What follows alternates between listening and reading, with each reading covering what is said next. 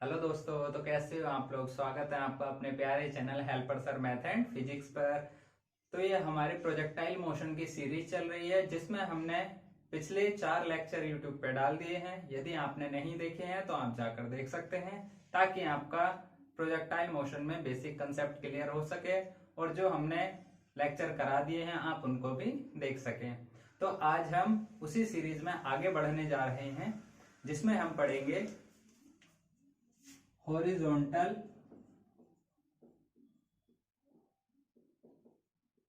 Range.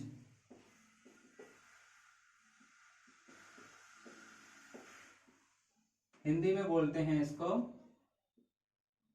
क्षैतिज परास।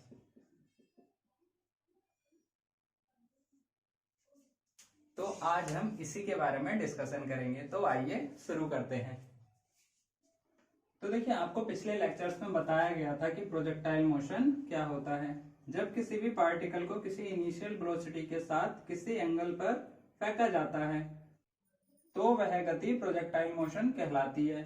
Late हमने किसी पार्टिकल को इनिशियल वेलोसिटी u के साथ थीटा एंगल पर फेंका तो उस पार्टिकल के द्वारा हॉरिजॉन्टल में कवर की गई टोटल डिस्टेंस हम निकालेंगे, उसके स्टार्टिंग के पॉइंट से लास्ट के पॉइंट तक। तो हॉरिजॉन्टल रेंज निकालने के लिए हम कौन सी डायरेक्शन में देखेंगे? एक्स डायरेक्शन में। तो इन हॉरिजॉन्टल मोशन ब्रैकेट में एक्स डायरेक्शन में। तो आपको बताया गया था कि एक्स डायरेक्शन में जो पार्टिकल होता है उसकी इनिशियल वेलोसिटी कितनी होती है? यू एक्स बराबर you cos theta. Horizontal motion में कोई एक्सेलरेशन कार्य नहीं करता है। हमें निकालना क्या है?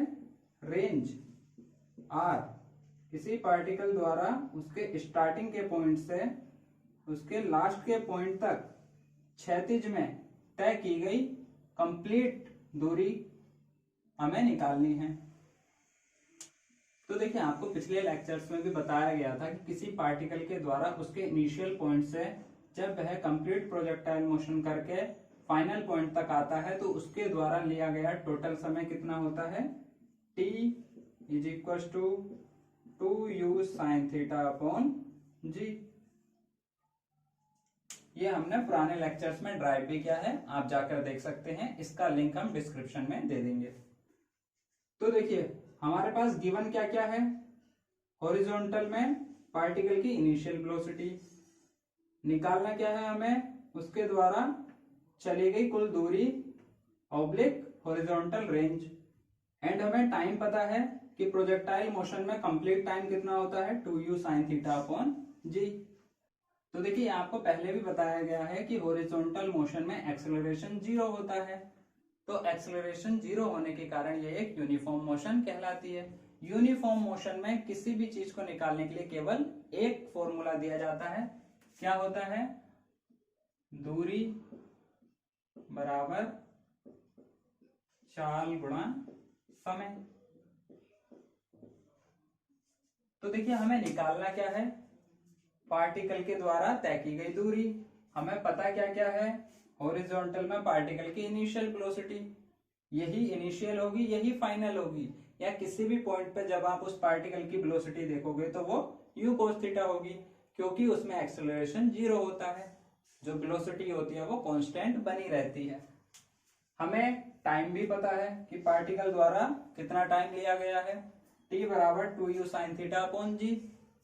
सिंपल सा इस फॉर्मूले में हम वैल्यू रख के जो हॉरिजॉन्टल रेंज है या क्षैतिज परास है उसको हम निकाल लेंगे। तो लिखते हैं, आइए। दूरी कितनी हो जाएगी? क्षैतिज परास। चाल कितनी हो जाएगी? ux। समय कितना हो जाएगा? t। क्षैतिज परास या हॉरिजॉन्टल रेंज को हमने r लेट कर लिया था। ux हमें पता है पार्टिकल की वेलोसिटी होती है u cos theta, and t 2u sine theta upon g, and 2u sine theta upon g।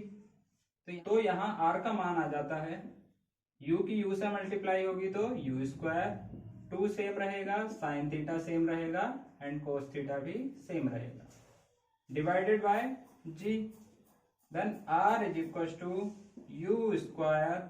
अब देखिए यहाँ पर 2 साइन थीटा कोस थीटा, ये क्या फॉर्मूला होता है, sine 2 theta divided by g। Then किसी भी पार्टिकल द्वारा हॉरिजॉन्टल में तय की गई दूरी कितनी होती है, r बराबर u square sine 2 theta upon g. तो आइए अब इसके कुछ स्पेशल केसेस के बारे में डिस्कशन करते हैं।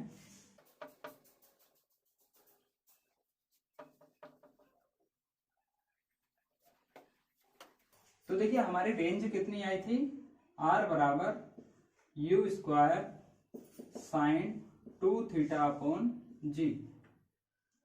तो किसी भी पार्टिकल के द्वारा जो मैक्सिमम हॉरिजॉन्टल रेंज कवर की गई होगी वो कितनी होगी, आइए वो निकालते हैं। तो देखिए किसी भी पार्टिकल की जो हॉरिजॉन्टल में वेलोसिटी होती है वो तो सेम रहेगी और एक्सेलरेशन ड्यू टू ग्रेविटी भी सेम रहेगा, लेकिन वेरी किस पर करेगा, थीटा पर। तो r का मान मिनिमम या मैक्सिमम किस पर डिपेंड करेगा, साइन 2 थीटा के मान पर। तो आइए साइन 2 थीटा के लिए अधिकतम मान पर थीटा की वैल्यू फाइंड करते हैं कितनी होगी। तो देखिए साइन 2 थीटा बराबर मैक्सिमम मान के लिए साइन 2 थीटा की मैक्सिमम वैल्यू कितनी होती है, 1 होती है। Then sine 2 theta is equal to sine 90 पर साइन की वैल्यू 1 होती है। तो यहां पर एंगल बराबर हो जाएंगे, तो 2 theta is equal to 90 degree, then theta is equal to 45 degree. तो यदि कोई भी व्यक्ति या किसी के भी द्वारा किसी भी वस्तु को थीटा बराबर 45 डिग्री पर फेंका जाता है तो वह सबसे ज्यादा क्षैतिज परास को कवर करेगा या हॉरिजॉन्टल रेंज को कवर करेगा। तो आइए अब नेक्स्ट केस देखते हैं, थीटा और 90 माइनस थीटा में संबंध।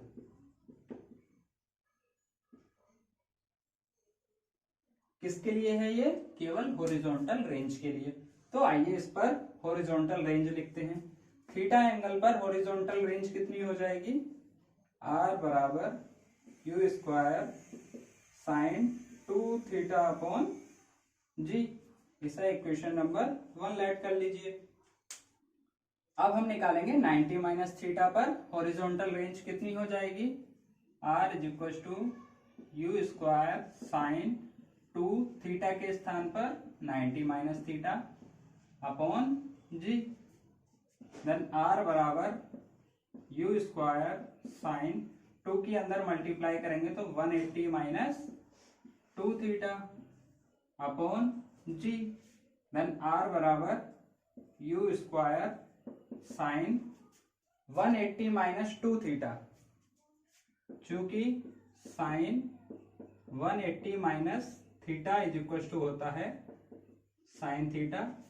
देन यहां पर कितना हो जाएगा, sine 180 minus 2 theta is equal to sine 2 theta upon जी। इसको इक्वेशन नंबर 2 ऐड कर लीजिए। तो देखिए इक्वेशन 1 और इक्वेशन 2 से क्या निकल के आया कि जो r थीटा पर थी और 90 माइनस थीटा पर थी वो आपस में इक्वल आई हैं। तो इस प्रकार यदि आप किसी पार्टिकल को थीटा पर फेंकें या 90 माइनस थीटा पर फेंकें तो उसके द्वारा जो कवर की गई हॉरिजॉन्टल रेंज होगी वो सेम होगी। तो आज का टॉपिक हम यहीं पर फिनिश करते हैं। आने वाले टॉपिक्स में हम प्रोजेक्टाइल मोशन से रिलेटेड और वीडियोस लाएंगे और ऐसे ही रिलेटेड वीडियोस देखने के लिए हमारे चैनल को सब्सक्राइब करें और बेल आइकन को दबा दें ताकि हमारे द्वारा डाली गई वीडियो का फर्स्ट नोटिफिकेशन आपके पास जाए। और यदि आपको वीडियो पसंद आई हो तो लाइक एंड शेयर जरूर कर दें।